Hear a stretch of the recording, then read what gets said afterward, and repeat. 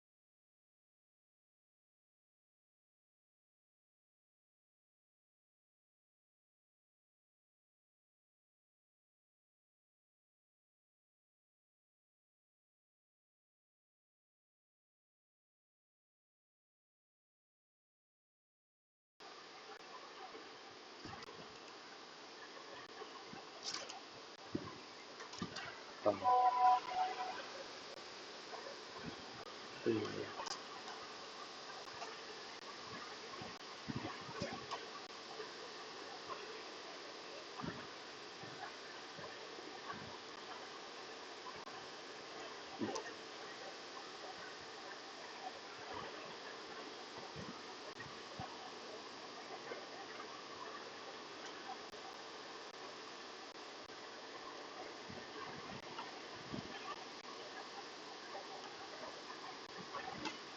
Hello.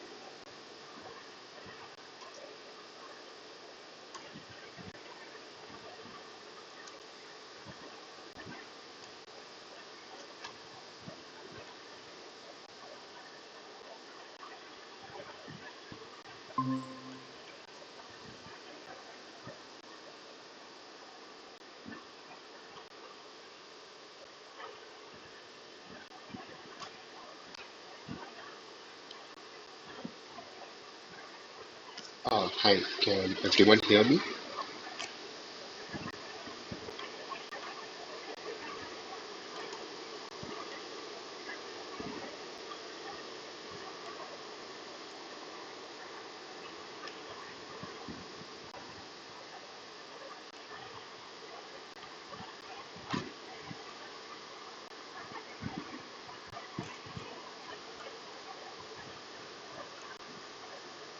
Mm, uh,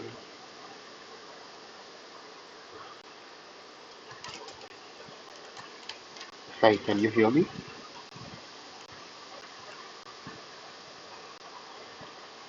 Hello.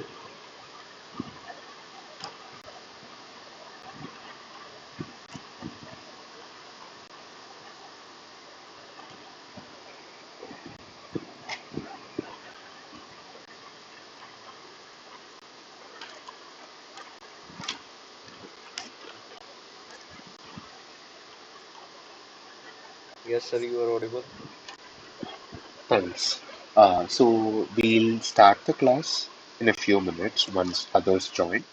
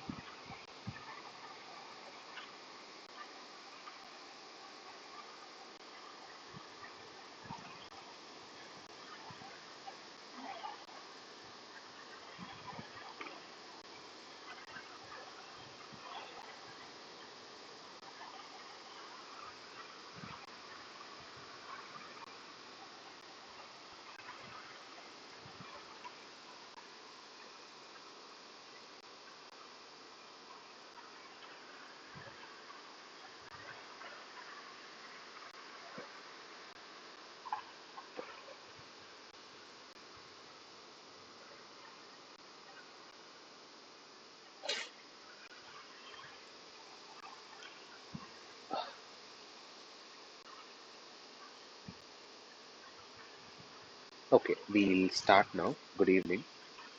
So, in this week's lecture, we'll be discussing the basics of cloning,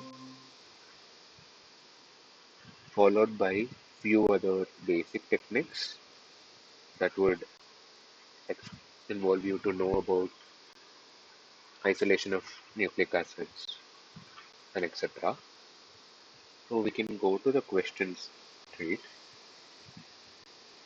So, the first question is the release of DNA from DNA protein complexes after lysing the nucleus is achieved by the digestion with option A proteinase K, option B DNase, option C RNase H, and option D lipases. So if anyone knows the answer, uh, you can, like we usually do, you can try to justify why a particular option is incorrect first.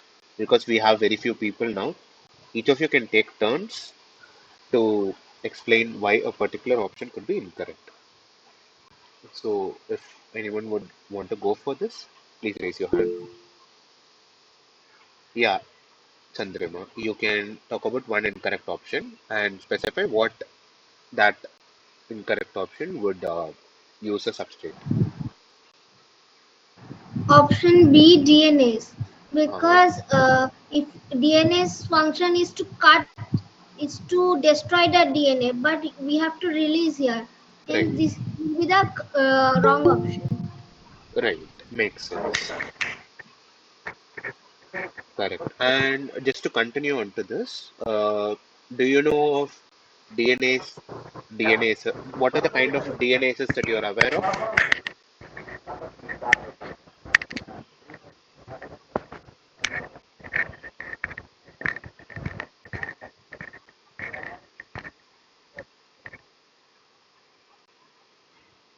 Yeah, Chandrima.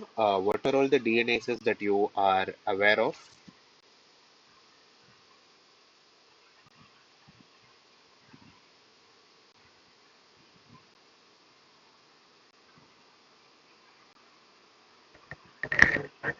Sir, are you talking about um, uh, DZ and No, uh, Vishwajit. So how we go about with the class here is we discuss about questions, and if anyone knows the answer, they would first try to eliminate the incorrect oh, okay, options. oh, Okay, okay, so okay, Chandrima raised her hand and she told that for this question, where the question was the release of DNA from DNA protein complexes after lysing the nucleus is achieved by the digestion with, she told that option B oh, DNase is incorrect. So I okay, was okay, asking her what are all the kinds of DNases that you know. You can okay, also answer if you are aware of it. okay. So actually, I don't know about how many types of DNAs is there. Okay, no, you told about a particular case. Remember that you it would destroy all the DNA. That would mean that this DNase that you're talking about doesn't have any site specificity, meaning it can cleave any random stretch of nucleotides. But other than that, we also have few other categories of DNases. These are called restriction enzymes. Those that have a site specificity and they sit on a particular stretch of nucleotides. For example, there is something called EcoR1 which sits on this following sequence GAATTC. So these have site specificity, whereas the one that you told do not have site specificity. And another classification would be based on where they cut the DNA. There are the enzymes that cut DNA from the 5' phosphate end. And there are some enzymes, some kinds of DNases that can cut from the middle of the sequence. So these are called exonucleases and endonucleases. I just wanted to know if you were aware of it. If not, this would have been an introduction to the different kinds of DNases that are there. But okay, good that you know that DNases will not help. If anyone else would like to talk about any other option, you can raise your hand. Yeah, Arohi. Sir, option D lipases. Yeah, Lipases are the roles of lipases are they catalyze and hydrolysis. They does the hydrolysis of the fat. right, So that's a wrong option. right. So lipases act on lipids, so they cannot act on DNA protein complexes. True. Yeah. So these two options are eliminated. Yeah, and does anyone else know what an RNase H can act on? Sir, RNA batch act on RNA. Only RNA? Does it? Yeah, sir, RNA like the primers. No, no. You can have primers. You can have DNA primers as well. You can have RNA primers as well. Is there something specific about RNase H that it is only unique to RNase H?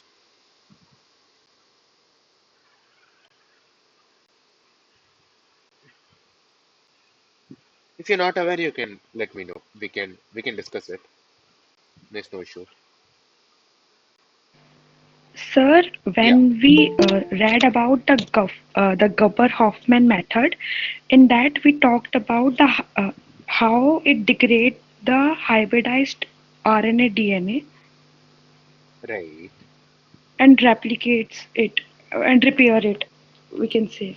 So I know just this about RNA's H. Yeah, so you were right about that. So other RNases like RNase A can act on single stranded RNA, but RNase H it acts only on RNA DNA hybrids. So if there is a double stranded RNA, an RNA sequence that is hydrogen bonded to another RNA sequence, that is a double stranded RNA. RNase A can act on it, but RNase H can act only when there is hydrogen bonds holding a DNA sequence and an RNA sequence. So you were right about that. And this is especially helpful when, okay, to link to what Parth Agarwal was saying, during replication, you have primers of RNA that would bind on to particular locations on the DNA to initiate replication. Right, Parth? Is that where you were starting from?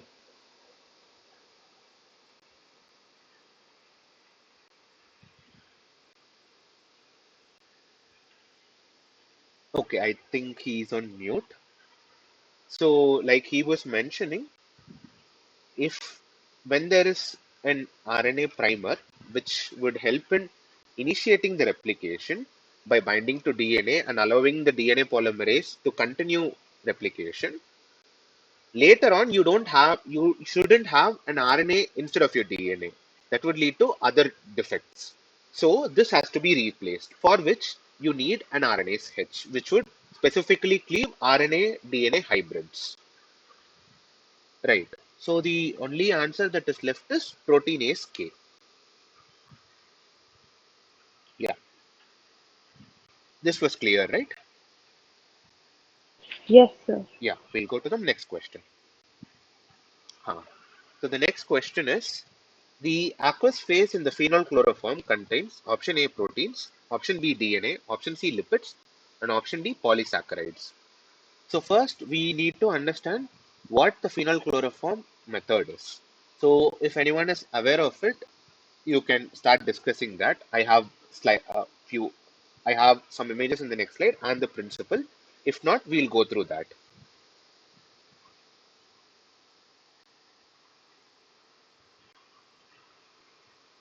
If anyone is aware, you can unmute and start explaining the method.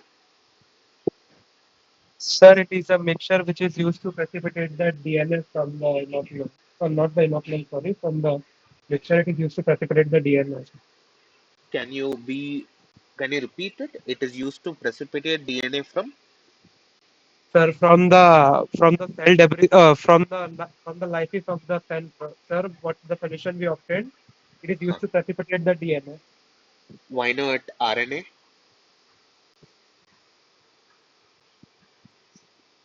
Sir, because the aqueous form of phenol, uh, this phenol goes and binds in the between the double stranded complexes of DNA, and it precipitates out the DNA. There is some things right about the answer you told, but something that can be modified. But yeah, that was partially right. Okay. Now we'll first talk about what the phenol chloroform mix is and why it is used. So we can build upon what Parth was telling. You were telling when you lyse the cell and add phenol or chloroform to it, you can precipitate DNA. So now, does anyone want to try explaining what this phenol chloroform mix is and what would happen when there is this mix and a cell lysis? Yeah, Jakin, you can. Hello, sir. Sir, Yeah, it is like classical method of separating DNA and RNA nucleic acids right, from proteins and lipids, right. and it has like certain steps to it. You have to prepare the sample, whatever your tissue you want to get lysed, Hmm. and then this phenol chloroform mixture added to it. Then after centrifugation, there will be like phase separation. So from there you can recover the nucleic acids. Okay, you were mentioning something called phase separation. Now, Yes. first, what does that mean? Uh, so like the solution, it appears in two phases. The part that contains nucleic acids, I guess, yeah, it floats on it. It is a upper phase, and Hmm. there is lower phase that contains lipids. Yeah, I guess. And what is the basis for this phase separation, if you're aware of it? Centrifugation. No. So that is a technique through which you achieve this. But there should be some basis. If there is no difference, even after centrifugation, you should not get these two different phases, right? Yes, sir. So, can you think about what is the basis for this separation or this phase separation? So, Like are you like sir homogeneous there is this homogeneous that splits into different phases, I guess, um, if that's the correct answer. I didn't get your answer. You were saying homogeneous. I really didn't get that part. You can think, okay, you can take a minute. and think about the kind of solvents that we are using. What is the kind of solvent that phenol is and what is chloroform? Think about the chemical structure of it. You will slightly get an answer. And 1 minute, Srijita.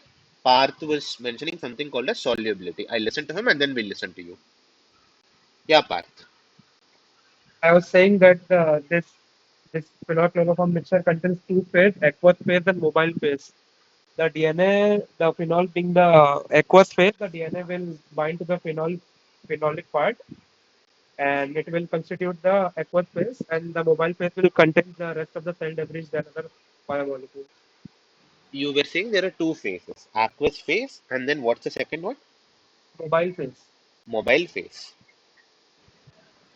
Is that what you were saying? Yeah, sir. Like it the basis. I guess the basis is solubility. Okay. Is it, can it be, okay. What do you mean by solubility here? I didn't get it. Solubility of what in what? So like the solubility of the solute in the solvent, like the solubility of DNA in this mixture. Like in this phenol chloroform mixture, the DNA will get precipitated in the phenol because of its solubility in the That's phenol. okay. The reason what we've, yeah, that is true. There is another extra step to that. We'll discuss that. But before that, I was asking, why does phenol chloroform separate into two phases?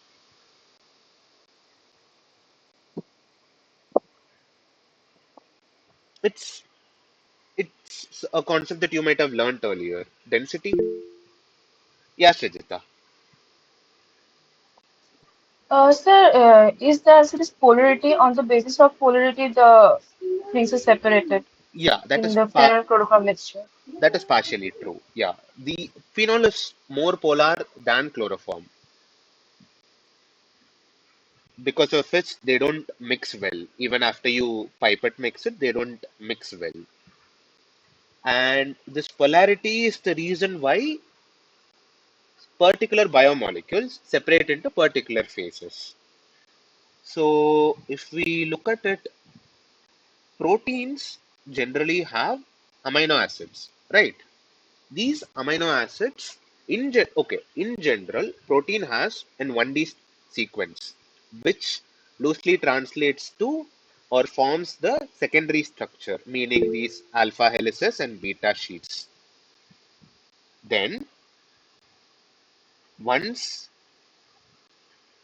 once these secondary structures are formed, a combination of these secondary structures gives rise to tertiary structures, and multiple these tertiary structures gives rise to quaternary structure.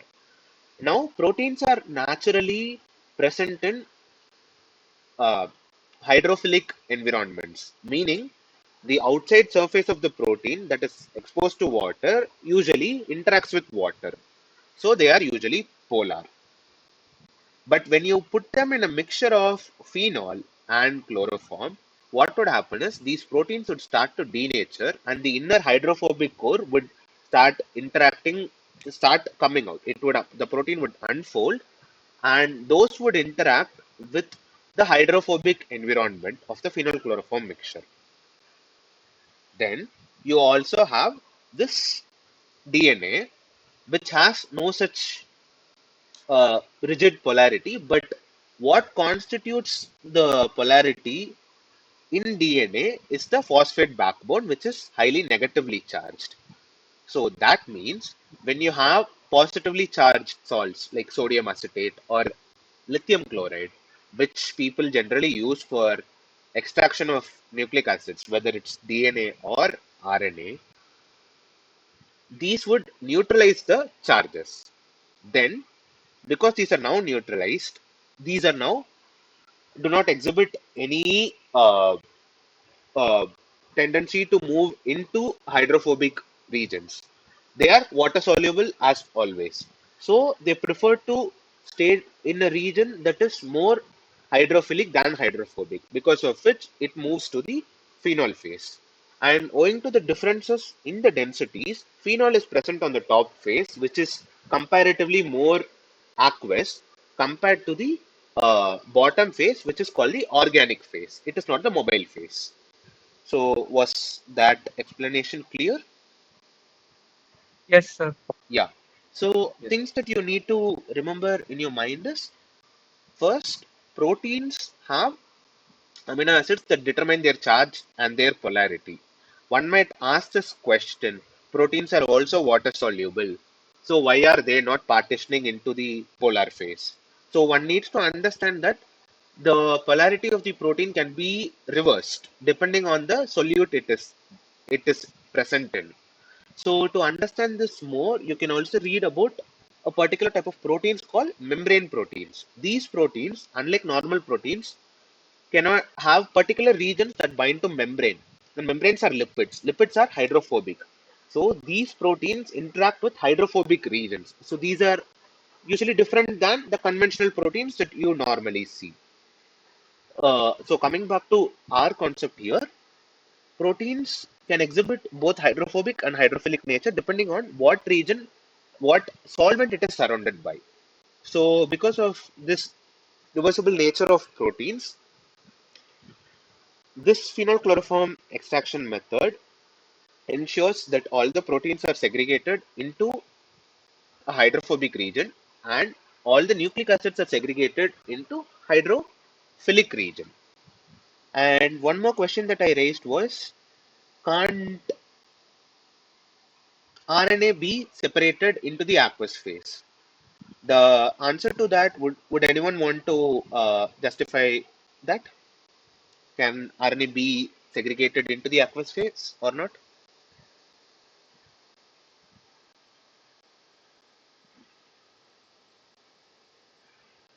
Hello?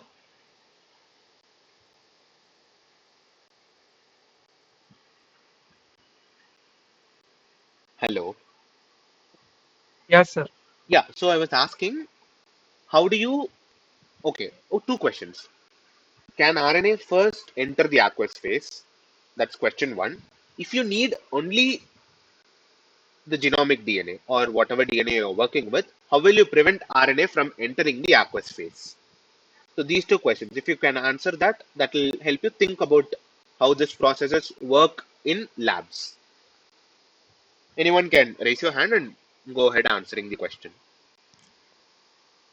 Sir, I don't have any idea about the first answer, but for Okay. the second answer, we might can use the RNSs to disintegrate the RNA to get the DNA only in the aqueous phase. Yeah, that is right.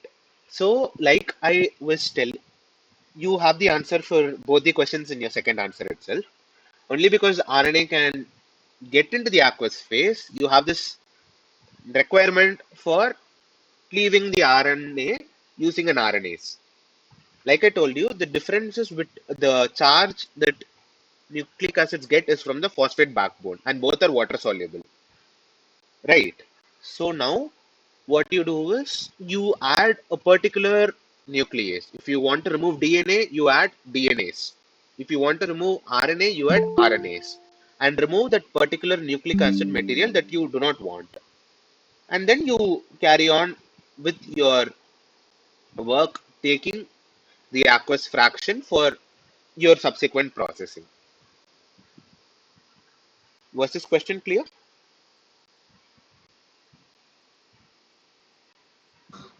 Yes, sir. Okay. The next question is, the human chromosomes were digested with the EcoR1 restriction enzyme. The large fragments released could be ligated in the dash vector, pre-digested with the same enzyme. Option A, PET28A. Option B is also the same. Option C is PBR322. Option D is YAC. So before anyone would like to answer, uh, before anyone would like to give the right answer, you can first, yeah, before anyone would want to give the right answer, first talk about what kind of gene can be ligated into what kind of vector. That would help you answer this question.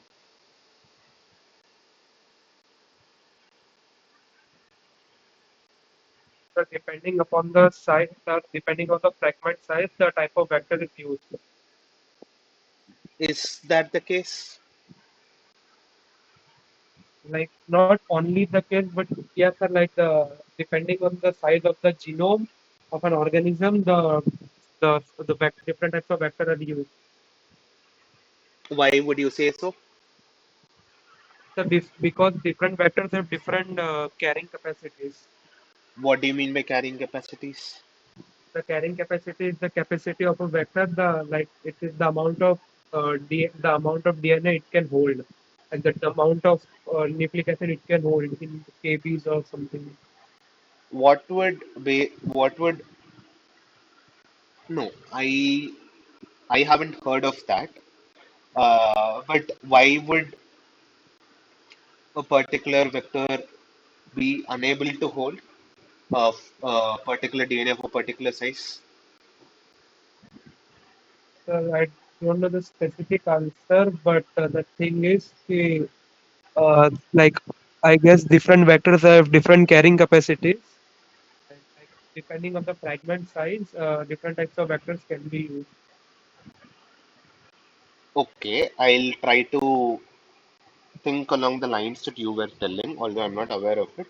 What I know about these plasmids or these vectors is that they can form something called as closed circular, covalently closed circular DNA, those that are supercoiled, right? Now, if your fragment is larger than your vector backbone, that would lead to differences in the shape. But I am not, as long as it is ligated properly, I don't think there should be any issues with respect to the size. But rather, it would depend on where this plasmid will stay. So you can think along those lines. I have a plasmid, I have a gene of interest, or I have some uh, genetic fragment of interest. Now I'm going to put this plasmid into some kind of cell. So you can think along these lines and try to answer.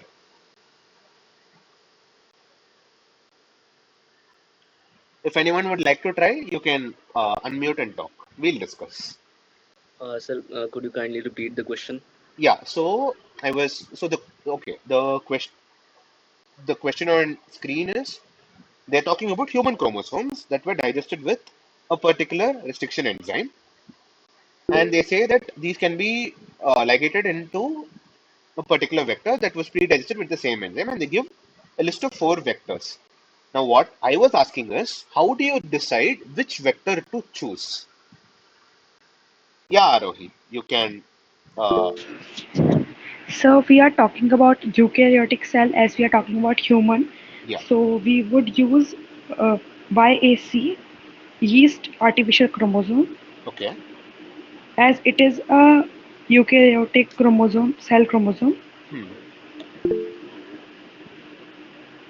Yeah, would you like to add more to that?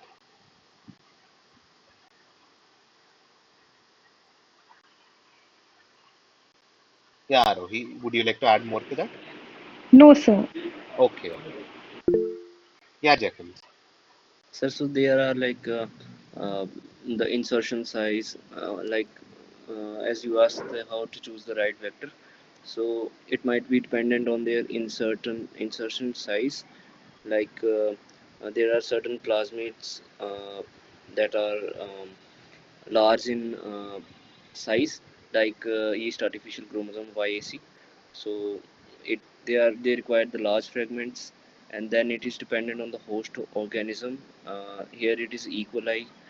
So it also depends on the copy number and selectable marker of the particular What was the last one? Can you repeat? Copy number uh, and selectable marker. selectable marker. Okay. Okay, we'll discuss all the parameters that you were mentioning. Arohi, we'll come to your answer in a minute. Yeah, so first you were saying about size, and you were saying that because of the size, each artificial chromosome can be a possible uh, host, Um, uh, I don't know the possible answer, sir. plasmid. Huh. I don't know. I'm not sure about the answer, but it has the larger inserts than the smaller ones like other plasmids. Okay, okay, no issues, no issues. So we'll look at the 3 different options that were given. Why? First is the yeast artificial chromosome. Like Arohi and Jakin were saying, this is specific to eukaryotes. So when you look at these plasmids, there is something that you need to know. The kind of marker, selectable marker that is present in a particular vector is just to ensure that a cell has taken up this plasmid. Okay, so this selectable marker will be expressed as long as the plasmid is in good shape within the cell. So the selectable marker is not the right answer, Jakin. So we can exclude that. And with respect to size, all these vectors can accommodate up to easily more than 2 kb size. 2 kb nucleotides, which is 2000 nucleotides corresponding to at least 600 amino acids long proteins, which is on an average the size of many proteins. Now, what else is important? One is the origin of replication. In order for a plasmid to stay within a cell in good shape, like I had mentioned, this plasmid has to be maintained by the cell, meaning the plasmid should not be degraded, number one. Then the plasmid should be replicated, which which means that the host in which this plasmid would reside should have the DNA polymerase machinery that is capable of replicating and creating multiple copies of this plasmid. So each artificial chromosome can survive in eukaryotes, which means that each artificial chromosome can enable a human chromosome derived gene fragment to be amplified within an eukaryotic cell. Whereas the SPET28A and PBR322, these have origins of replication that is not compatible with eukaryotes, which is why PET28A and PBR322 cannot really be helpful with respect to uh, inserting or introducing a human derived genetic fragment. So, was that clear, Jakint? Yes, sir, in a much better way. Yeah, we discussed all the four different factors that you were mentioning, right? Yes, sir. Yeah, and with respect to plasmid copy number, origin of replication decides the plasmid copy numbers. So it is related that way. And Arohi, yeah, you were right because this is a human-derived genetic fragment, which is eukaryotic in nature. You need to choose a eukaryotic host plasmid, which is YAC in this case.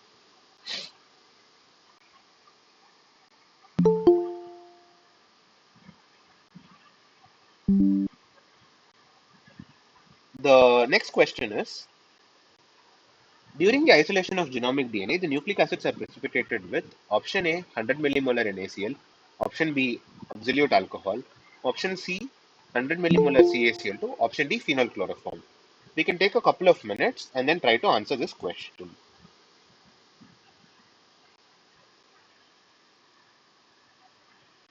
Whoever wants to go answer this question can raise your hand.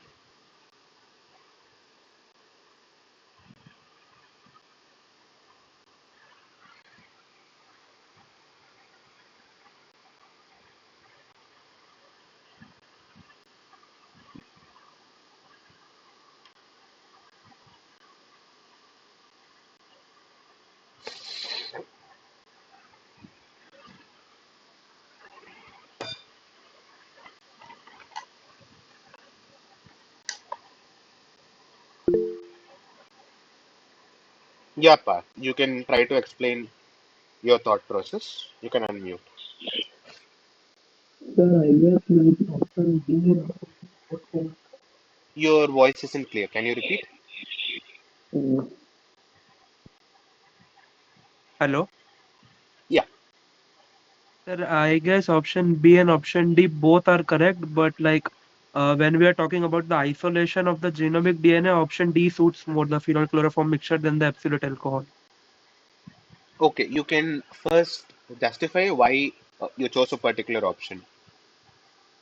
So like the phenol chloroform mixture, like as discussed in the earlier questions, it is one of the one of the older methods which are used to isolate the DNA after the cell lysis process, phenol chloroform mixture.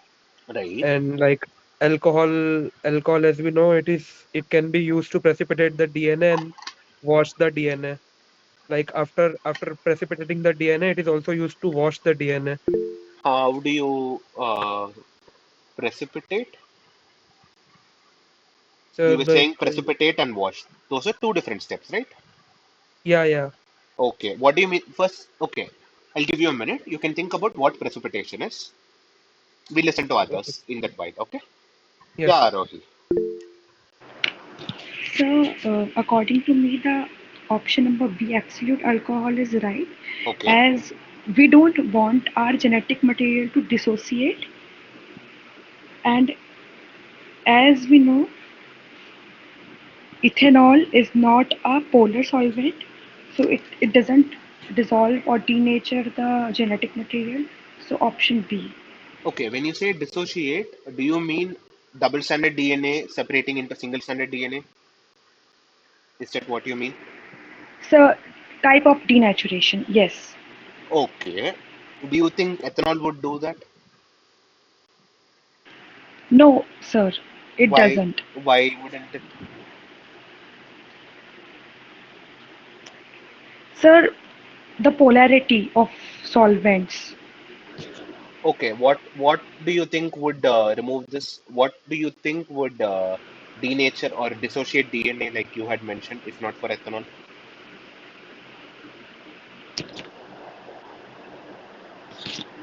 So we can use NaCl as it is ionic. So what would that do?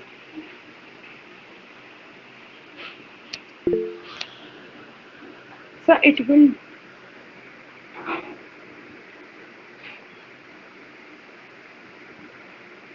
So I don't know how to Okay, elaborate this. you can think about 1 minute, Chandrima. We'll come to your answer. So you can think about this precipitation as okay. Do you know what precipitation is?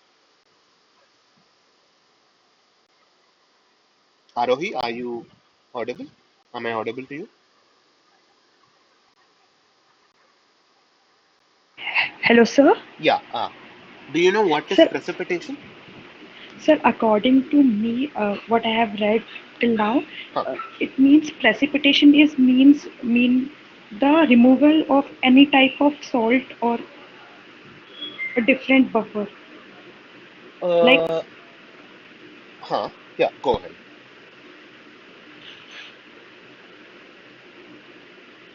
Yeah. Go ahead. I can hear you. yeah, okay. So, it is a type of undissolved mixture. Uh, Sir, it start clumping, but Can I we don't call know how it to. insoluble? Can we call Yes, it sir. in a solution? There is something that is not soluble. So if Yes, we sir. Yes, spin the sir. solution, this will settle down. Can we call that as a precipitate? Yes, sir. Okay, good.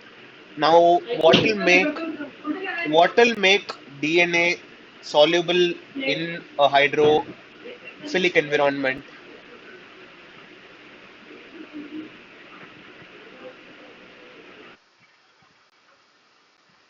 Okay, Arohi, you can think about this. What will make DNA or nucleic acids in gen. Let's instead of talking about just DNA, let's talk about nucleic acids because both RNA, plasmid DNA, and genomic DNA have these similar properties. What will make nucleic acids soluble in water and what will make them insoluble in water? You think about this and then we'll come to you. Okay, sir. Okay? Yeah, Chandrama, you can unmute. Actually, we are using the absolute alcohol because it's uh, we can say that the dielectric constant of that alcohol is quite less. Actually, in DNA, what is happening is they are forming hydrogen bonds with the water, which makes them soluble. True. that is why we are using that alcohol, so that it doesn't get dissolved in that one. And in this way we also use the chilled because it's a temperature driven procedure. Okay, so yeah, good that you were mentioning about dielectric constant. So, do you know more about dielectric constant? Actually, dielectric constant is associated with the polarity. Actually, Yeah, less polar yeah. So, than so can we try to simplify this so that others can understand? Do you want to simplify this further, or can I? yes, sir. You can simplify that. Okay. So, like, good that Chandrima was mentioning about dielectric constant. So, each solvent has a particular property called this dielectric constant, which is quantifiable, that would determine the extent to which charge separation can happen within a solution, which would only determine the ability of a particular moiety to form a bond. Now, in water, like she was mentioning, hydrogen bond can form easily, but in ethanol, it is relatively less. Now, because this DNA cannot form hydrogen bond in a solution containing ethanol, it would basically clump like Arohi was mentioning among itself. That would lead to making it insoluble, which is why absolute alcohol is the one with which nucleic acids can be precipitated. Was that clear to everyone?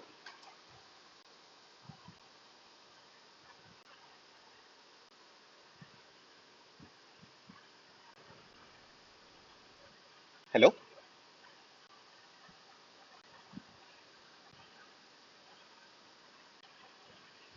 Yeah. Was that clear to everyone? Yes, sir. Oh, Yes, sir. okay, cool. Yeah, I'll just go through this one slide. So here, what they talk about when it comes to ethanol precipitation of DNA is that the cations from the salt and the negatively charged nucleic acid backbone interact, like I was mentioning about lithium chloride or sodium acetate. Then now these are neutralized, so they no longer dissolve in water and they precipitate out of solution. And here, ethanol improves this. They call it. They say that ethanol improves this interaction of salt with DNA, and this can, independent of what material of nucleic acid it is, you can use for DNA or RNA. The next question is, which of the following organism has the smallest genome size? So this is a straightforward question. If anyone wants to discuss, they can raise their hand.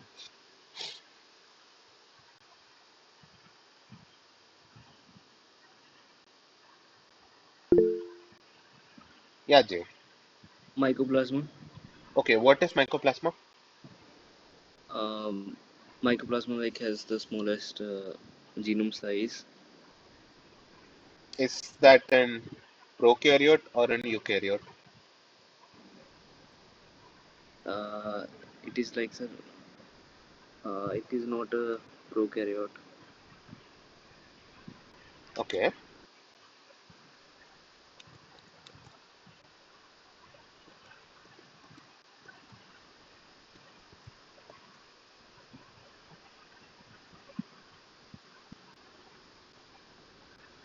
Sir, yeah, I guess it is a prokaryote It's a bacteria, because right? yeah, it is it is its domain is in bacteria. We Right, classify it bacteria, yes, sir. right. And what is algae? Is it a prokaryote or an eukaryote? Sir, algae is like they are not prokaryotic. They are they have a nucleus and membrane bound. They are eukaryotes, sir. Right. And what about crustaceans? Sir, these are like different family, or it is classification of animals. There are crabs and all this stuff. right. Those that have these crustaceans are mollusks. Basically, they Mollusk. have these shell, thick calcium-rich shells. Yeah. So, Yes. huh. So usually prokaryotes have a smaller genome size compared to eukaryotes.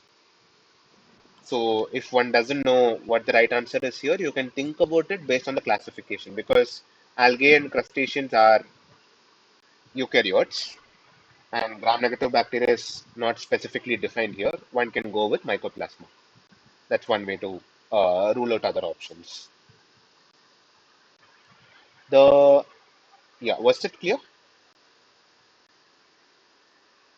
Yes, sir. Yeah. So the next question is the total mRNA obtained from a particular cell type is known as option A proteome, option B transcriptome, option C genome, option D nucleoid. Now, now I if anyone would like to answer this question, I first want you to build from the basics. Uh, we'll start with where a particular genetic material is present, which is given as one of the option here.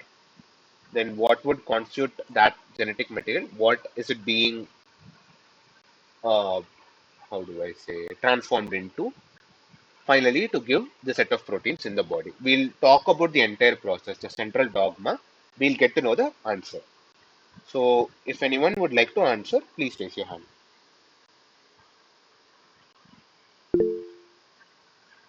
Yeah, both Srijita and Parth Agarwal have raised their hands. Srijita, you talk about the first process, first answer to this question. Where is the genetic material organized? Yes, sir. The genetic material is basically the DNA, and it is organized inside the nucleus. In case of an eukaryotic cell, Huh, in case of a prokaryotic cell, it is nucleoid nucleoid. shaped. It's a genetic material of a prokaryotic cell, as it doesn't have a proper nucleus, double membrane structure. Okay, it doesn't have an envelope. It doesn't have a membranous envelope, which is why Yes. it is not called a nucleus and it's called a nucleoid. Yeah, right. Uh, who was it after Srijita? Was it Parth?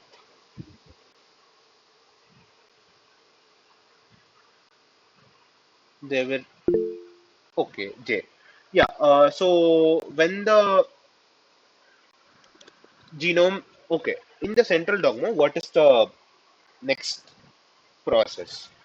Once your genome is organized within a cell, and once cells that are dividing get their genome, what happens? So like uh, there is this DNA replication, uh, Yeah. Hmm. and then it is transcripted into the genome serves as a template. And in the question here, like there is a set of clustered, you can say, RNA transcripts. Hmm. Yes, sir.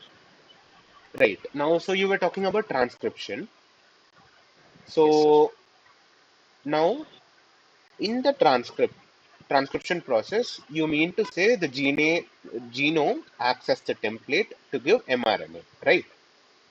Yes, sir. Now, does it only give mRNA or does it give to other types of RNA also? Um, so there are other types of RNA, like there is also the tRNA, I guess, And and tRNA. There are multiple RNA, sir. I'm not able to recall the name, but okay, you can think about it. We'll give chance to others. Yeah, Srijita, do you want to talk about what are the other kinds of RNA that are being Yes, produced? sir. Yeah. Yes, sir. Apart from mRNA, there are other types of RNA like the tRNA and rRNA, Okay, small what is nuclear and tRNA? ribosomal RNAs. What is tRNA and what is rRNA? So tRNA is the transfer RNA and rRNA is the ribosomal RNA. What is tRNA tRNA, used for? tRNA, sir, is basically used, is basically carries the amino acid during protein synthesis in the translation during this translation stage, and rRNA is basically forms the ribosome. Okay, good. Now we are clear about that. Now, with respect to this, uh, now that you've told tRNA helps in protein synthesis because tRNA is amino acylated. Basically, it is bound to an amino acid. It has an anticodon to which an amino acid can be, uh, it has an anticodon which can be recognized by your ribosome, and amino acids can be covalently linked to each other. That's the function of tRNA, whereas rRNA are constituents of the ribosome itself. Now that means, does these tRNA and rRNA, do they code for any proteins?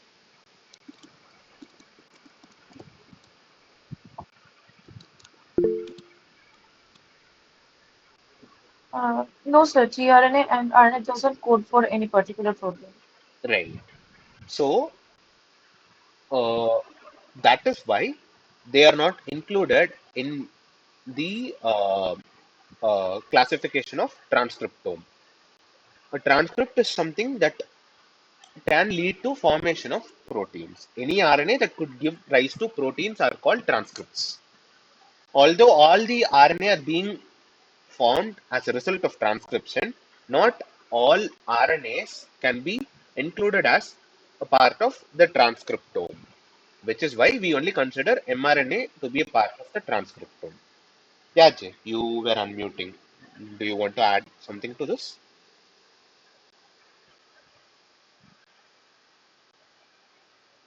Hello?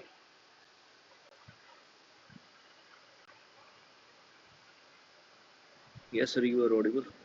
Yeah, yeah. You unmuted yourself. So do you want to add something to this? We were discussing as to No, why. no, please Oh, carry on. okay. We were discussing as to why tRNA and rRNA could not be a part of the transcriptome. So that was clear, right?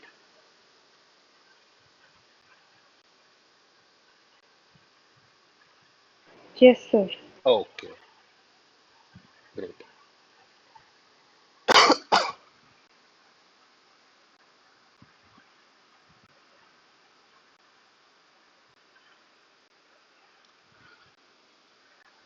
In the next question, in homopolymer tailing, the second strand of DNA is synthesized with the dash primer. Option A oligo DA, option B DT, option C DG, and option D DC. So anyone who would like to answer this first, we'll talk about homopolymer tailing and where is the requirement for homopolymer tailing, and then we'll go to the different oligos that they have mentioned here. We'll take a couple of minutes.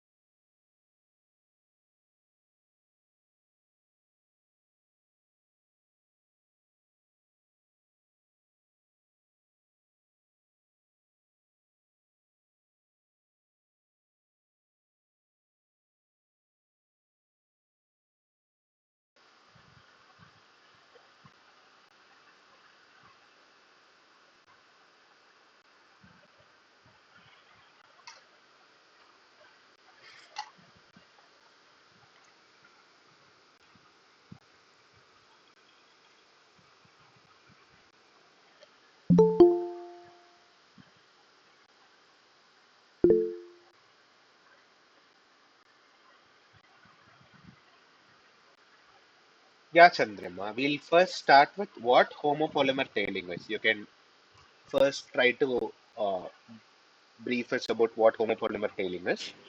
Sir, please unmute your mic. Thanks. Yeah.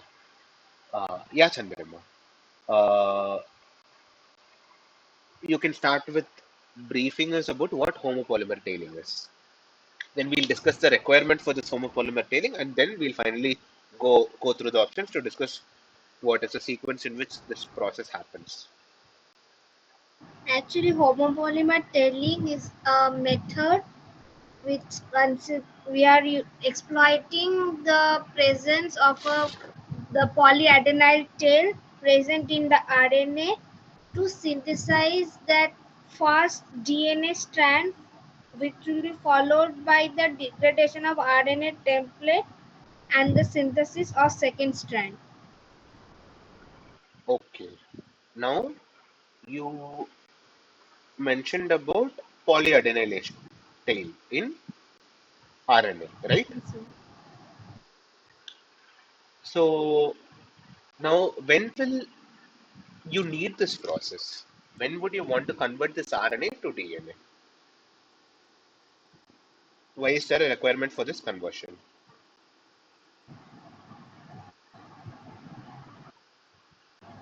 because sometimes we have to study any viruses or things which are based on reverse transcription, actually retroviruses, which does on the reverse transcription, that is RNA to DNA. That is why we require that. So I'll rephrase your answer. You tell me whether you meant that or not. You were saying there are viruses called retroviruses that make use of reverse transcript transcriptase, which converts RNA to DNA, right? Yes, sir. So if it can convert an RNA to DNA, why do you have to synthesize in DNA using this homopolymer tailing? So because DNA is more stable. What? No. So what Chandrima was telling us, Srijita will come to you. What Chandrima was telling us, there are viruses called retroviruses that can convert RNA to DNA. If you already have a DNA, why do you have to convert it? That was the question that I asked. Now, yeah, Srijita, Yes, yes, sir. I was actually going to answer the question of why we use the whole polymer tailing. right. It's because in some cases where we want to join the blunt ends of the DNA, we can use the home polymer tailing. Then we can then attach another strand of DNA to join the two strands of DNA. You, but why would you need, okay, you are trying to say to ligate two strands of DNA that have blunt ends, you can use homopolymer tailing. Is that what you meant? Yes, sir. But you can use different sets of restriction enzymes, right? Yes, sir. We can also That use that. that is also possible. Okay, we'll just take a look at this entire process once. So, in all cases, okay, you might have heard about a method called RNA-seq. Have you heard of that method? It's a short form for this method called RNA sequencing. You can tell me if you can just tell me if you've heard of that method. No, sir. Okay. Have you heard of DNA sequencing? Yes, sir. Okay. So, why do we need two different methods? I'll first answer that question. DNA sequencing will tell you what is the genetic content that is present within a cell. Right. With that, you can with this genetic sequencing, you will know the entire sequence of the genome that is encoded. But if you want to study what is the different RNA or transcripts, meaning protein coding genes that are expressed in a particular condition, you can't sequence the DNA. Rather, you need to sequence the mRNA. Is this is it clear till this particular point?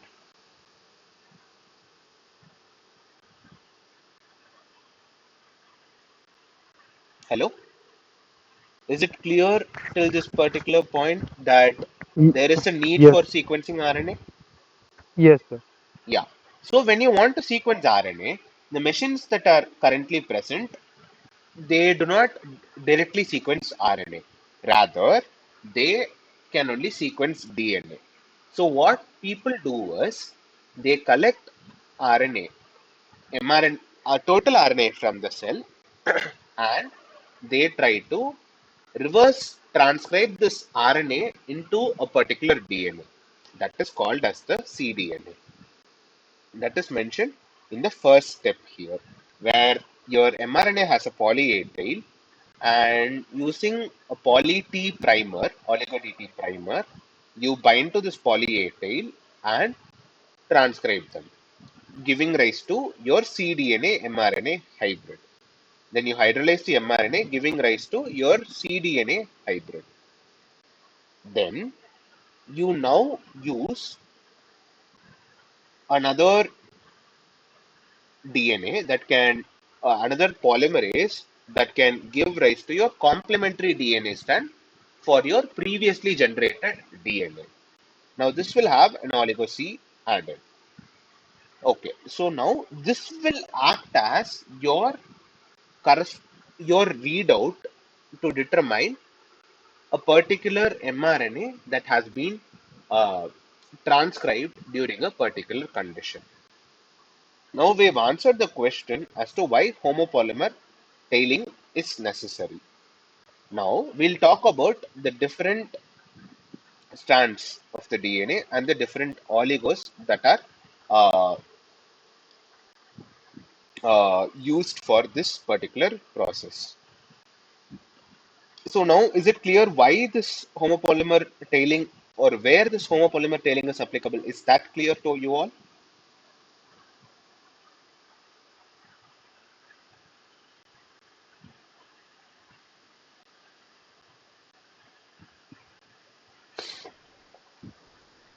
Sir, could you kindly repeat this part? Yeah, I'll repeat it. Okay, you can stop me whenever you don't understand something. Okay.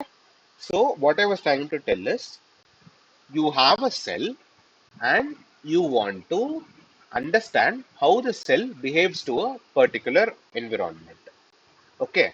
So you know that if you put a particular, okay, I'll give you a scenario. We can have a conversation. I'm adding an antibiotic within a cell. The cell has a plasmid that encodes for antibiotic resistance. Now, how do I know if the cell, how much antibiotic the cell is tolerating? So to do so, just sequencing the plasmid will not help me, but rather sequencing, there are two approaches that you can do. You can either quantify the total number of antibiotic resistance protein that are being produced by the cell. But that is very difficult to do because you will have too many proteins within the cell, and when you take all the proteins and when you all the methods that we have as of now are destructive, meaning the proteins will be broken down into small stretches of amino acids, so you can't really quantify using them. So what people use is a method where they quantify the mRNA that led to the production of this protein. These are called the transcripts. This is what is done in RNA sequencing. Is it clear till now, Jay? Yes, sir, it is. Okay. So now you want to quantify the mRNA. How do you go about doing this? The machines that are used to sequence, called the sequencers, cannot sequence RNA directly. Rather, they can sequence only DNA. So what one will do is, first, one will take the RNA. Because of the nature of the RNA polymerase, a poly A tail is added by default. Now, one would use a primer that has multiple T's. This is called the oligo DT primer, which would bind to the oligo, the poly A tail, and it would act as the primer for a reverse transcriptase, which is another enzyme that can convert RNA to DNA, like Chandrima was mentioning. Now, when reverse transcriptase is acting on this RNA DNA hybrid, it would produce a strand of DNA. This is complementary to the mRNA, and this is called as the cDNA. Is it clear till now? Yes, sir, it is. Yeah. So now you have one strand of cDNA. Usually, DNA can exist in a highly stable form when it is double stranded rather than it is single stranded. So what we do is we take this first strand of DNA and add another add this terminal deoxynucleotide transferase. Now this will add multiple C's at the 3' end. Once these multiple C's are added to the 3' end, we now use an oligo DG primer that would bind to these C's, and now the Clino fragment, which doesn't have this proofreading mechanism, will start amplifying using this G as the primer. Now we have two strands of DNA that were encoded from the mRNA. Now these two strands can correspond to the original DNA. Is it clear now?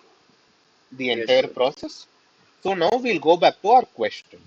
The question is, in the homopolymer tailing, the second strand of DNA is synthesized with dash primer. We have seen we have seen that an oligo C is added.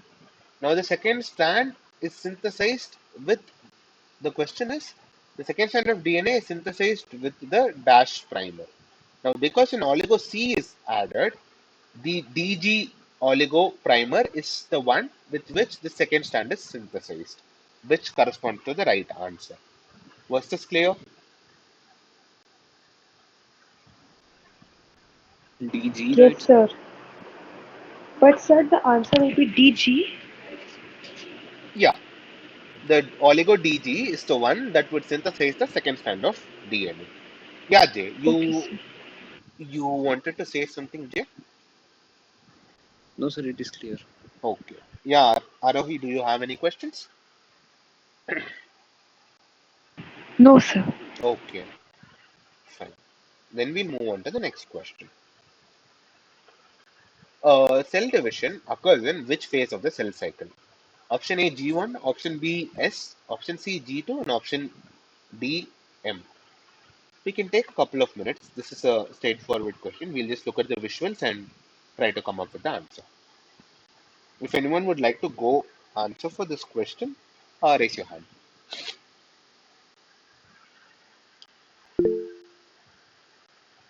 Yeah, Parth. So, Parth, you can first tell us what are the different phases in a cell cycle. So the cell cycle basically consists of two phases mainly, karyokinesis and cytokinesis. The Okay. karyokinesis constitute of three phases G1, S, and G2, and the cytokinesis consists of this M phase.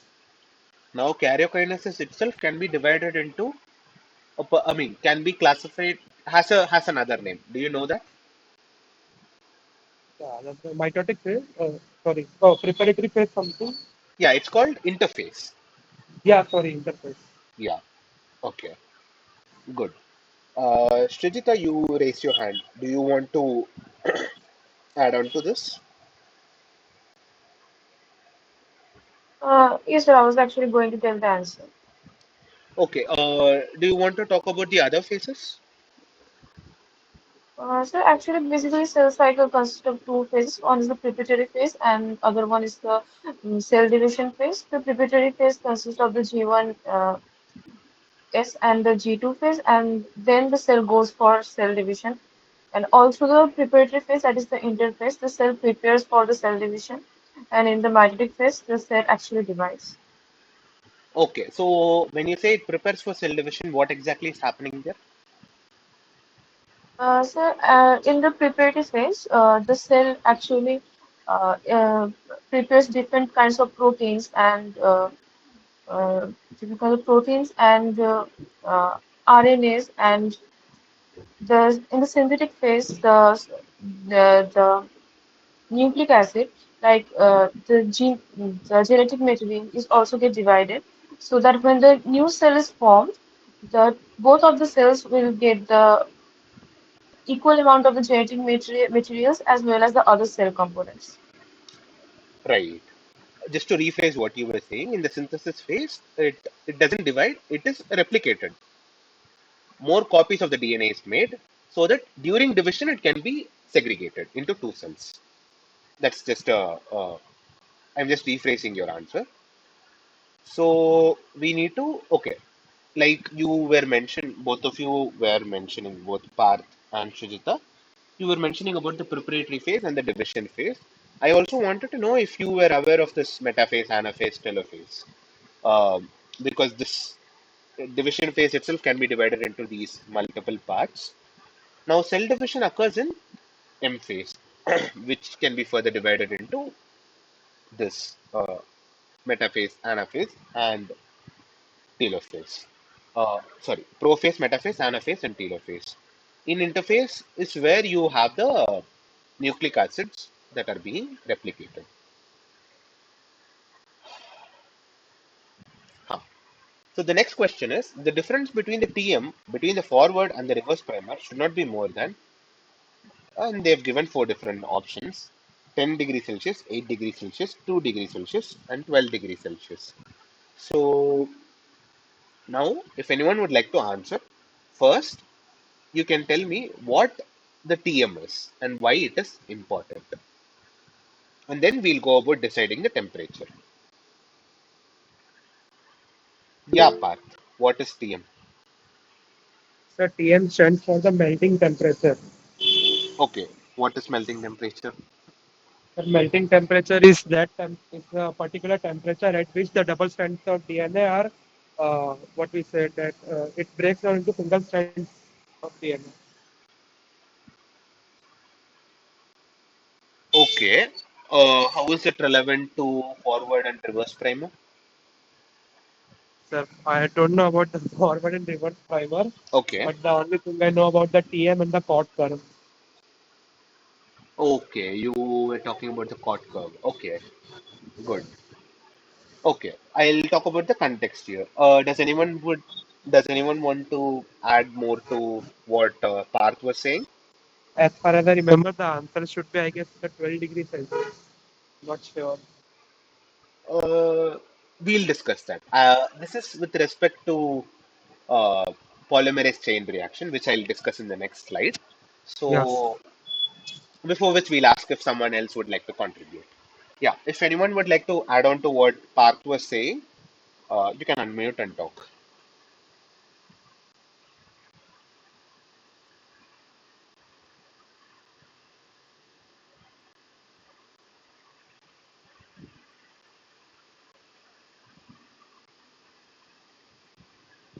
Does anyone want to add?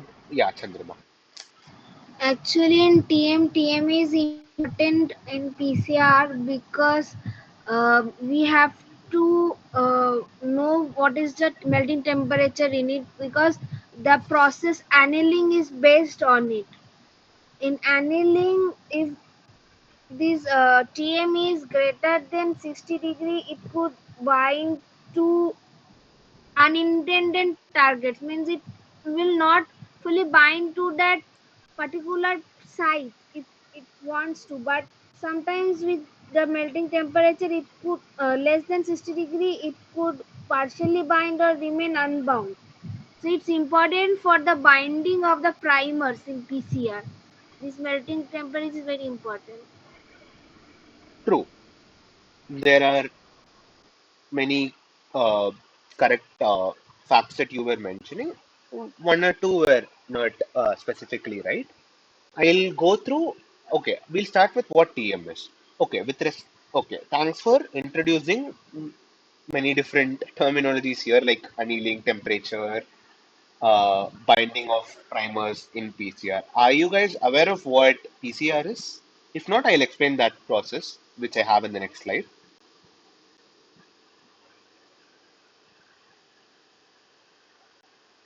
Yes, sir. You are aware of what PCR is. Okay. So in PCR, what we want to do is we want to amplify a region of our interest from a template DNA. That would mean, like we saw in the previous slide, we need a primer that would bind to a region in the template so that amplification can happen. Is it clear till this point? Yes, sir. Yeah. Now, what would decide this binding? The first thing that would decide this binding is the ionic strength in the medium. There can be different salts that would either, different salt concentrations that would either help in strong binding of these primers to the template or even disruption of the binding. So that is one. The other is this binding is mediated by hydrogen bonds, and hydrogen bonds are non-covalent. So giving some energy in the form of temperature can help in removing this hydrogen bond, thereby removing the primer from the template. Is it clear till this point?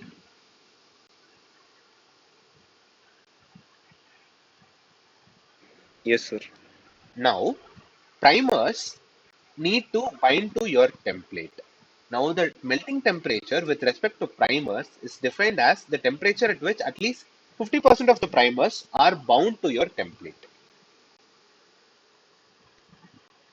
So, in a typical process, you have a forward primer and a reverse primer, and these would bind to opposite strands in the DNA and lead to amplification. Now, each primer forms the complementary strand and gets consumed in the reaction. Now, in a PCR, when you have such a kind of setup where each primer should bind and form a complementary strand, the expected uh, conditions for the binding is that both the primer should be able to bind completely so that the DNA polymerase can build your complementary strand.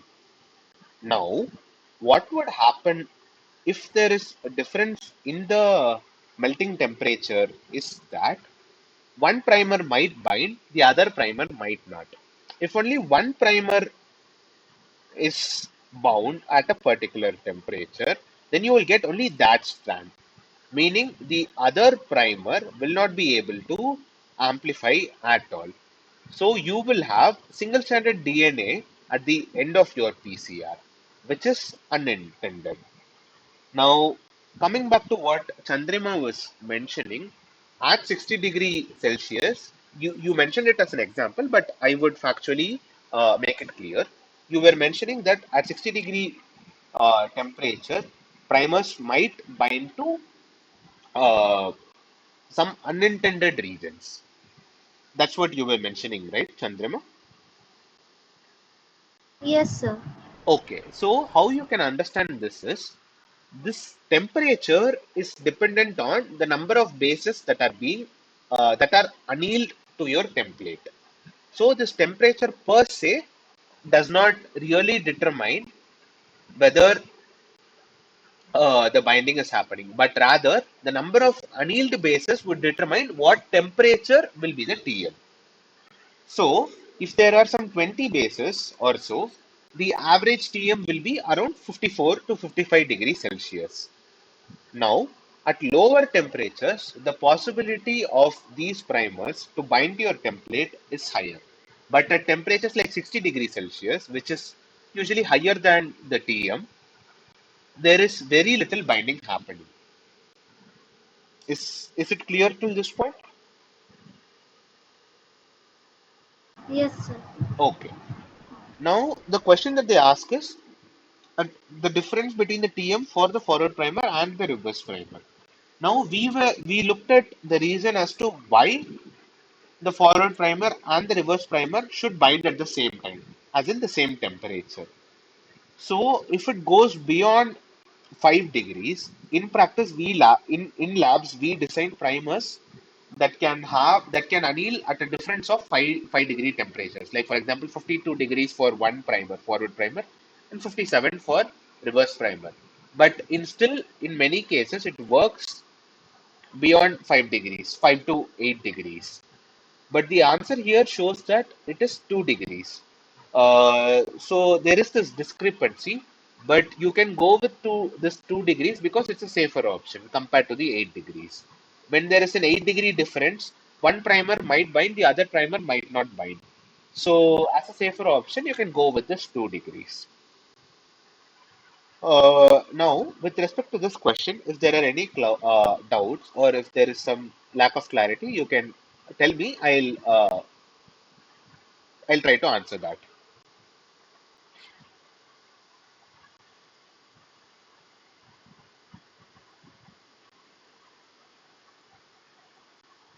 Was this answer clear?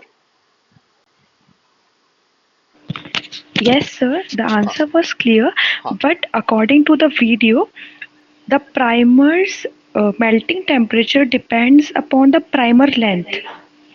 Yes, So it will change like how it is depending on the length. true. So I can show you an example. I will share my screen. Give me a minute.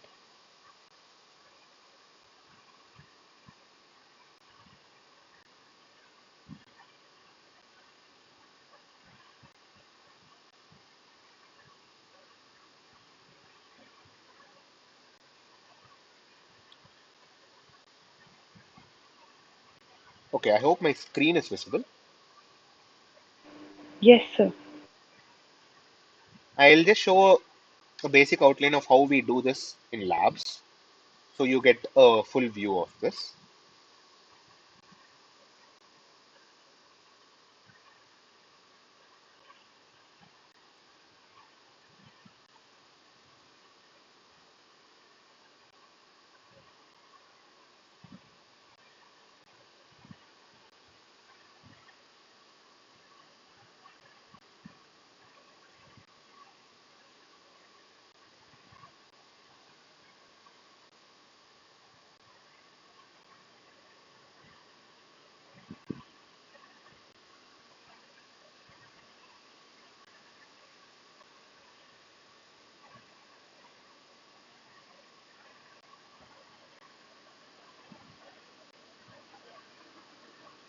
Okay, is my screen visible? Yes, sir. Okay, Yes, sir.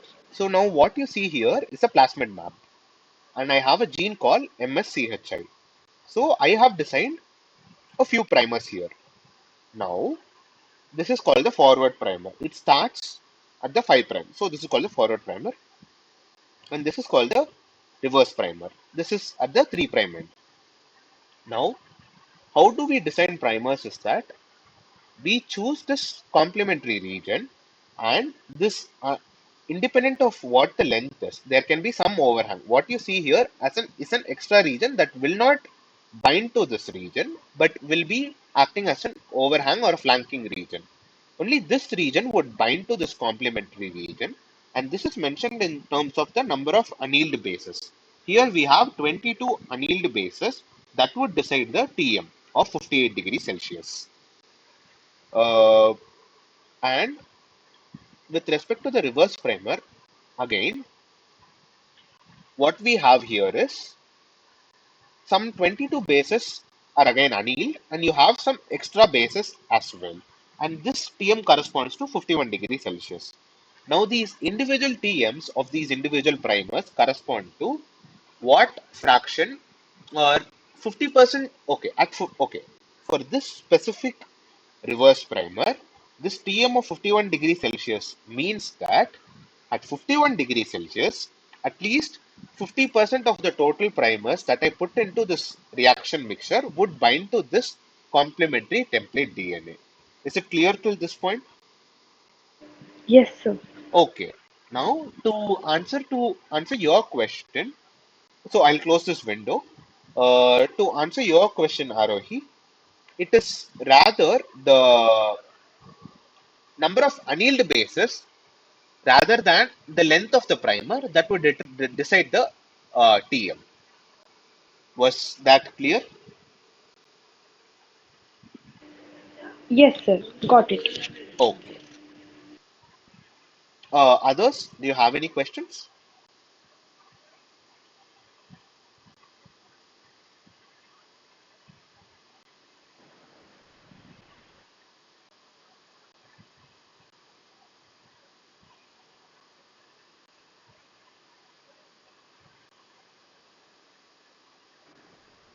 Sir, how many assignments we have to like submit for the for being eligible to give the exam? I am not sure about those details. Okay, sir.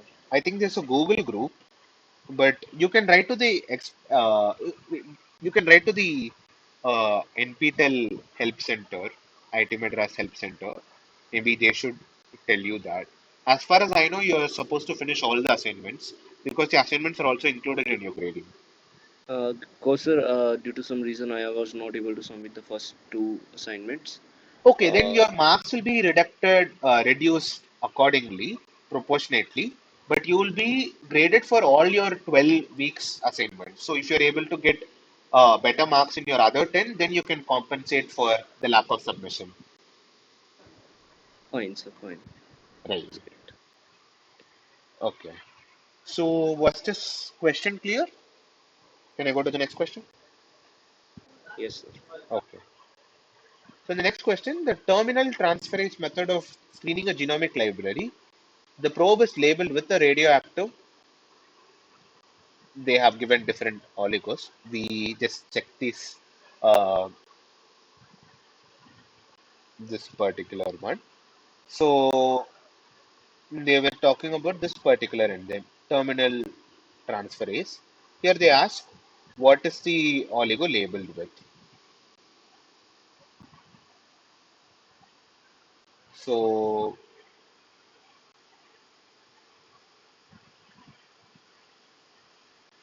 okay, the answer here is oligo DT. Okay, we'll go to now DNA replication part. Which of the following protein helps the unbinding of DNA helix during DNA replication? Option A, helicase. Option B, DNA ligase. Option C, tethering proteins. And option D, SSB protein.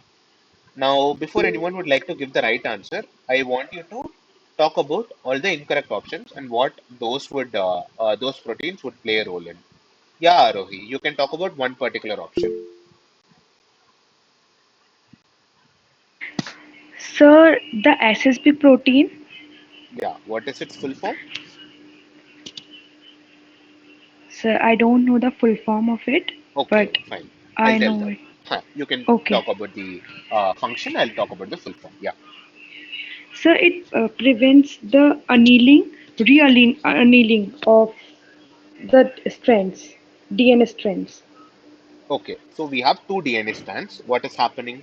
We have an SSB protein. Where does it bind?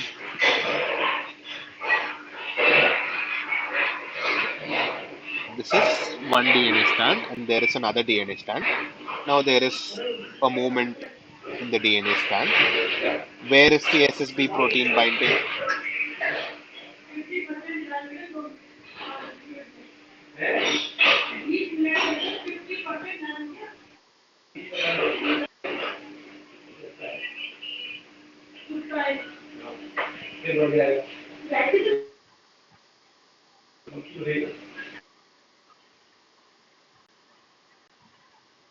Okay, you can unmute Arohi, or if you want to take a minute's time, we can ask Chandrama. Yeah, Chandrama. Yes, sir. Option B, DNA ligase, Huh. because it is joining the DNA strand, Huh. so it doesn't helps in the unwinding of a DNA helix. So, with respect to DNA, when you're talking about this, a strand of DNA would mean one 5 prime to 3 prime, and another strand would be another 5 prime to 3 prime.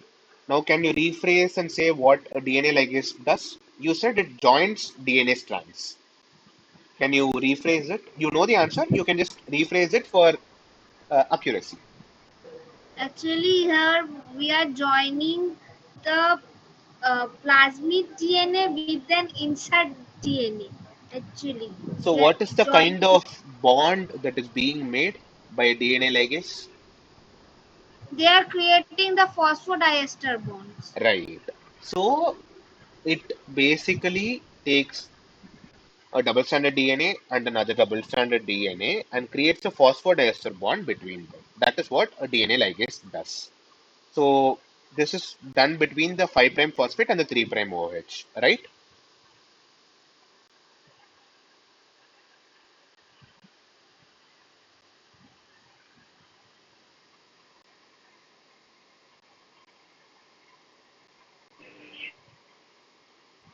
Yeah, Rohi. Do you want to talk about the SSB protein again? No, sir, I don't have any continuation to that. Sorry, sir. No issues, no issues. I'll try talking about this. You add on to it. So SSB proteins are single-stranded binding proteins. You were mentioning about annealing. Now, can you try to relate single-stranded binding proteins with respect to annealing?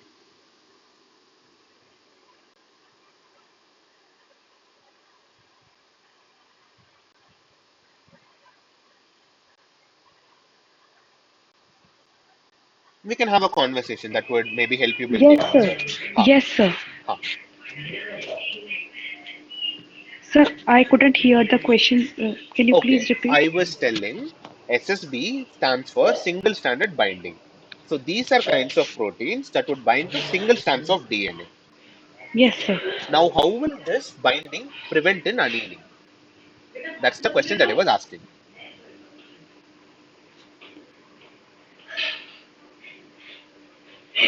Sir, in my thought, it could be possible that Huh. it is separating the complete complementary DNAs by some meaning, like preventing them to meet each other. Yeah, that is the Or mechanism. That's clear. yes, So what happens is your single-stranded binding proteins sits on one strand of the DNA. Assume that this is one strand of DNA. Now single-stranded binding protein sits on it. Now I have another strand of DNA.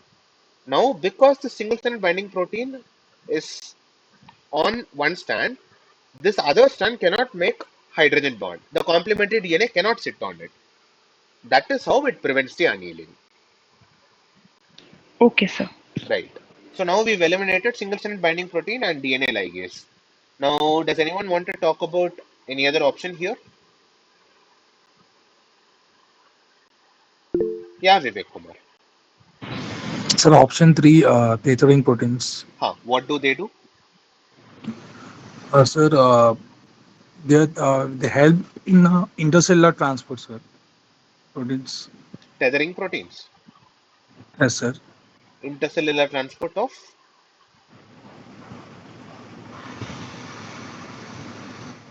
You can try to specify it. Like intercellular transport is not very specific, right? So you can Yes, tell sir. what or tell us what you know about tethering Uh, proteins. I'm not sure the exact, sir, but I just get to just know that it was just an help in intercellular transport. Okay, maybe you can check back, refer back to the reference that you uh, got this answer from. Maybe it is in context of some other process. There, Okay, so sir. tethering just means it is helping. So with Okay, respect to this DNA replication or replication fork, here it just stabilizes the polymerase. So you can okay, check the context where you read about these tethering proteins. There are multiple different processes where you have multiple different tethering proteins. Like actin okay, sir. mediated processes also have tethering proteins that help in stabilizing. But usually tethering proteins help in ensuring that a complex formed by multiple different proteins can function. It helps the complex to sit on a particular place and perform its function. That's what tethering proteins do, which leaves us the option helicase. And this helicase is the one that helps in unwinding the DNA helix during DNA replication. Now, yeah, so we discussed the answer for this question earlier, but yeah. The role of the tethering proteins is to option A separate two strands of DNA, option B seals the nick via phosphodiester linkage, option C synthesizes new strands of DNA, and option D stabilizes the DNA polymerase. So the answer to this question is it stabilizes the DNA polymerase like we had discussed earlier. And this is just a list of all the different core proteins that are involved in the replication fork. So the PPT will be available for you. You can check out this later. Huh. The next question is the forward primer designed for a gene X is they have given a sequence. Now they've asked us to calculate the TM of the primer. Now this is under the assumption that all these bases anneal to the template. Now you can think about this and let me know what is the possible TM and how do you calculate this? If there is a formula for this, you can let me know. You can raise your hand.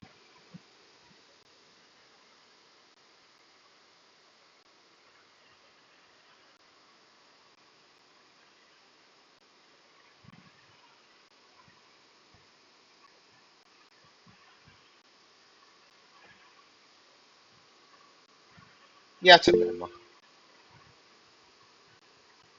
We can solve this by using the formula 64.9 degrees Celsius plus 41 degrees Celsius into number of Gs and guanine and cytosine present in that primer minus 16.4 divided by the N, which is actually the total number of nucleotides which is present in this primer.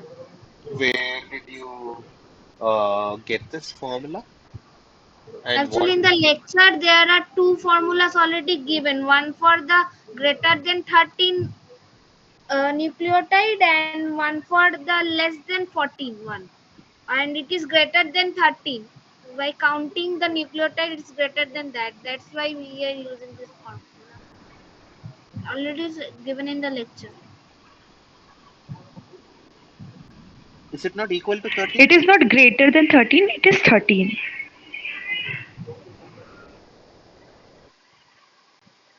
Huh. It's equal to 13. So if it's equal to 13, then what's the formula that you use?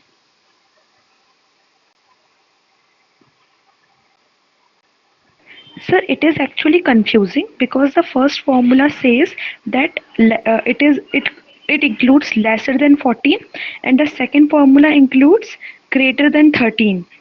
We don't know that these values are inclusive or not.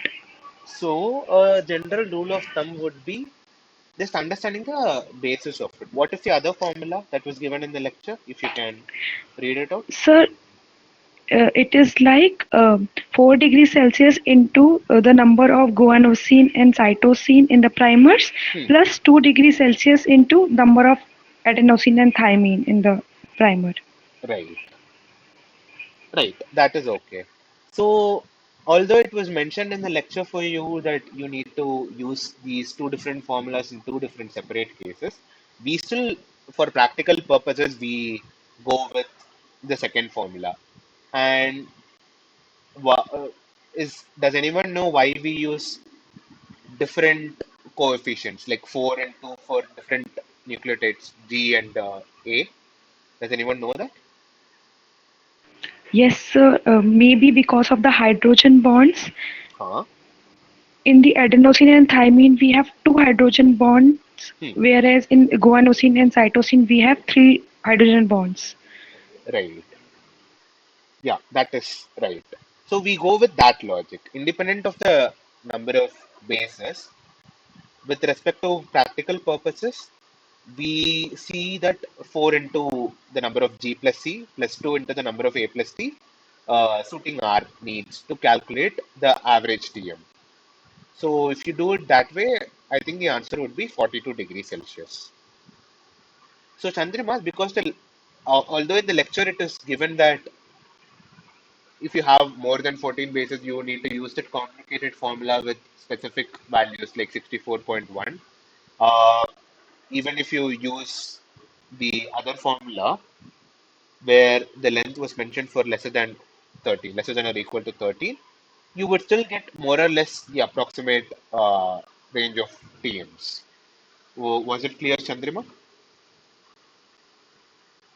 Yes, sir. Okay. So, okay. As an Sir, the answer is, huh, what is the answer, sir? 42 answer is degrees 42. Celsius? Yeah. Okay, sir. Okay. As a quick exercise, what Chandrima and Arohi can do is, Arohi, you can use the second formula, which uses 4 into G plus C plus 2 into A plus T. Chandrima, you can use the first formula, and both of you can share your answers here. We'll see if there are any differences. Okay, sir.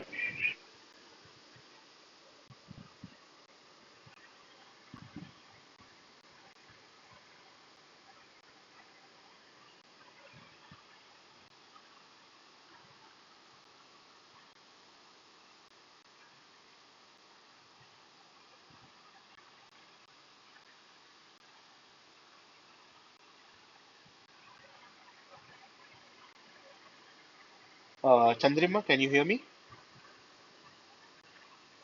Yes, sir.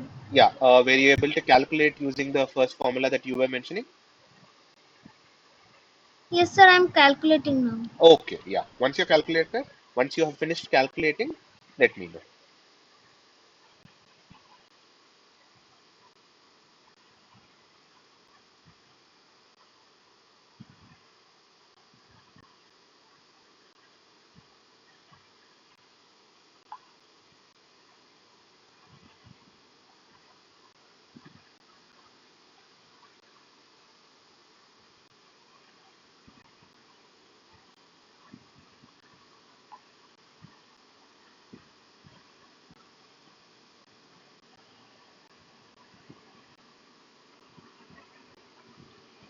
Sir, it is coming 38.40. 38.40 if you use the first formula.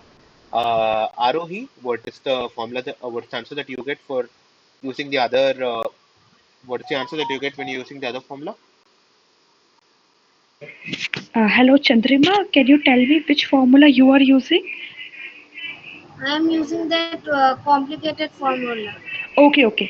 Sir, with my formula, I got the 42 degree. 42. 42 degree. Right.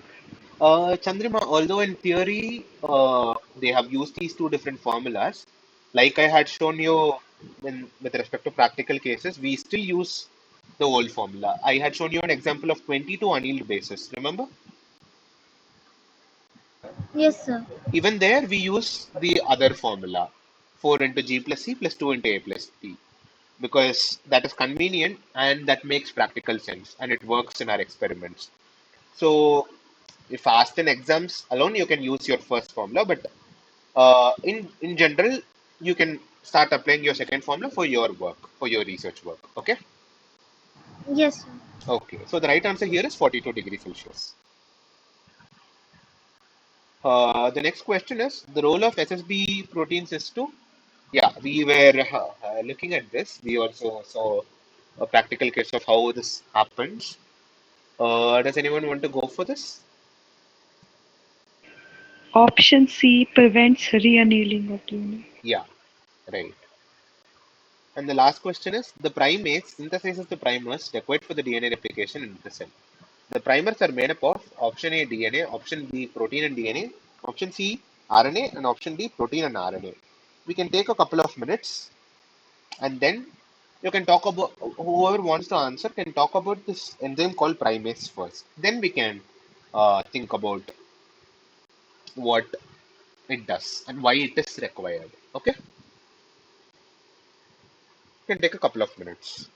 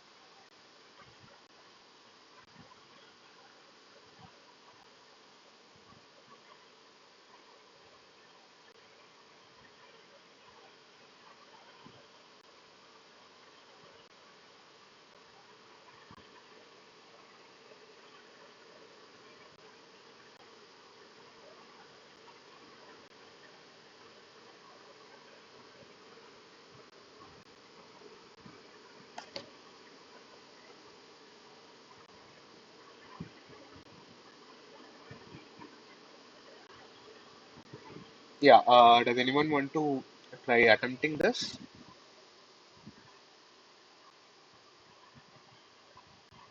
You can unmute.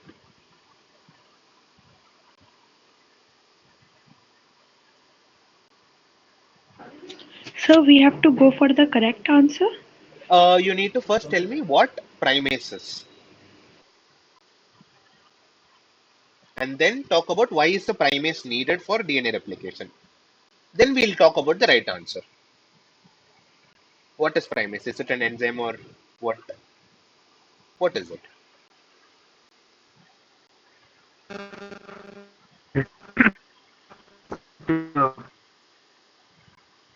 Yeah, Vishwajit, your audio isn't clear. Can you repeat?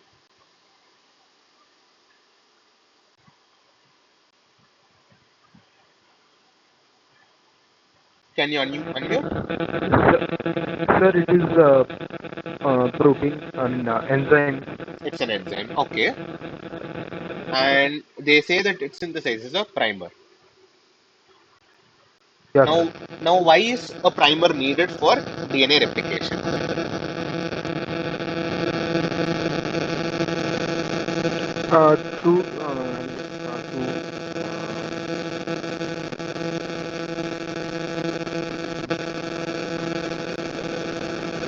I think there is some audio issue.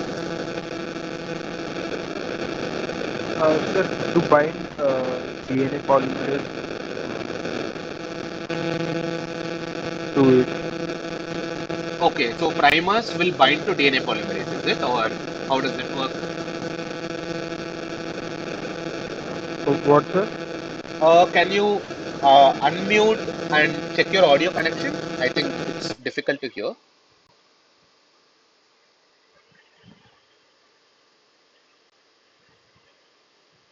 Can you try unmuting?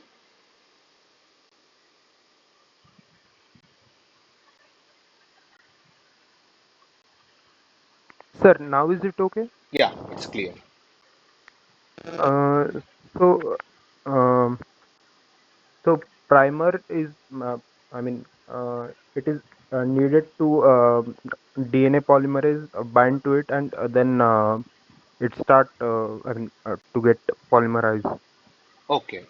Now you are saying a primer will bind to a DNA polymerase and then it will start. uh, to synthesize the strand. Should primer bind to DNA or primer bind to something else? Should primer bind to DNA polymerase or should it bind to something else? First, it should bind to DNA strand, and then polymerase will bind to primer. Primer. Okay. Now, why should DNA polymerase bind to primer? Can it not synthesize a primer by itself? No, sir, because it should have uh, um, 5 prime. Uh,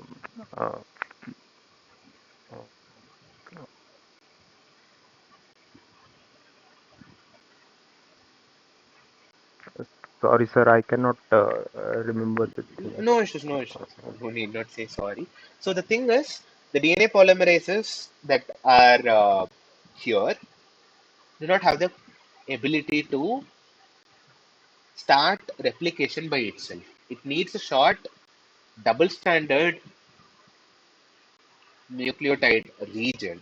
It can be an RNA DNA hybrid or a DNA DNA hybrid to start replication. It is the same as what you see in PCR. A few slides back, we saw as to how in PCR this process would happen. You need some primer, a double stranded region where the DNA polymerase can sit and then start extension, meaning synthesizing or extending this primer into a particular nucleic acid stretch, which is why primers are needed. Is it clear till this point? Yes, sir. Huh. Yeah. Would anyone like to add on to this discussion?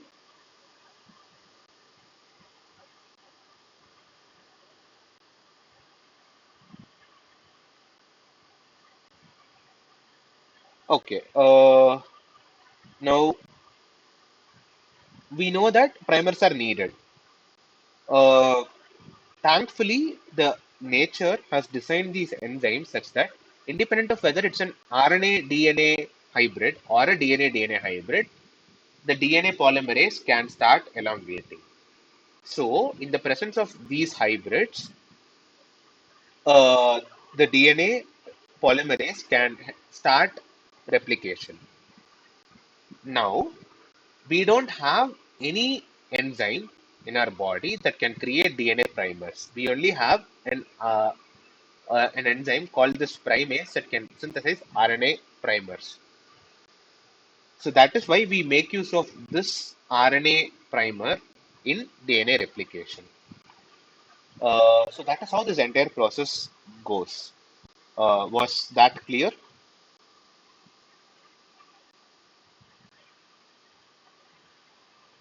Yes, sir. Okay. So the right answer to this question is RNA. Yeah. So with this, we come to the end of this week's uh, lecture series. I mean, the problem solving session. If you have any more questions, you can ask me.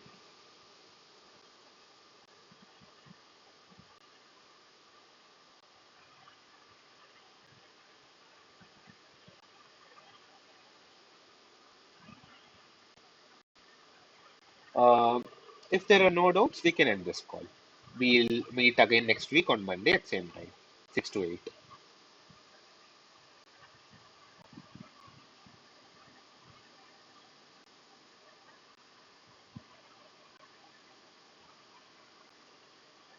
Cool. Thanks. I'll end the call.